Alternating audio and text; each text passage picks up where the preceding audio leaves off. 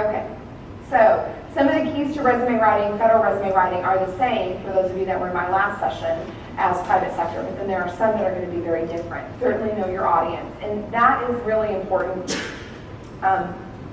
In the federal government, as far as the process goes, when you actually apply to a vacancy, especially using, for the most part, especially if you're going to use a system that is being passed around right now, an essay-based system, your application is going to have a certain number of points, and based on how you respond to the vacancy questions, which we'll talk about in a minute. So you get these number of points, and then the HR specialist is going to look at your application, compare it to your resume, see if your resume substantiates the claims that you've made about yourself. They'll make adjustments in the point system. They'll grade your narrative responses until you get your ranking with all the other applicants, okay? A hiring official or cannot call the HR specialist and say, you know, I know Sally Smith, a friend of so-and-so, I'd really like to see her application pushed forward. It doesn't happen.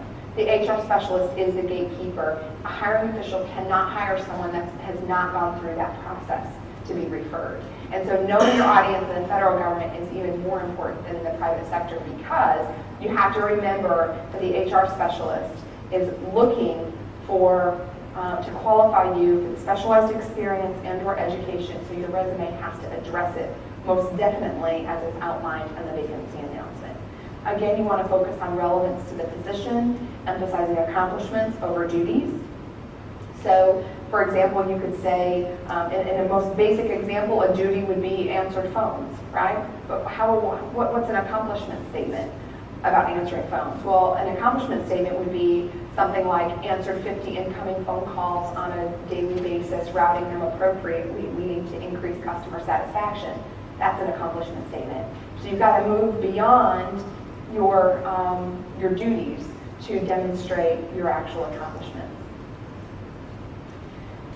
Federal resumes may be 5 to 8 pages. I'm just now realizing in my last session I didn't say private sector resumes are really typically 1 page unless you have extensive experience, and then maybe 2.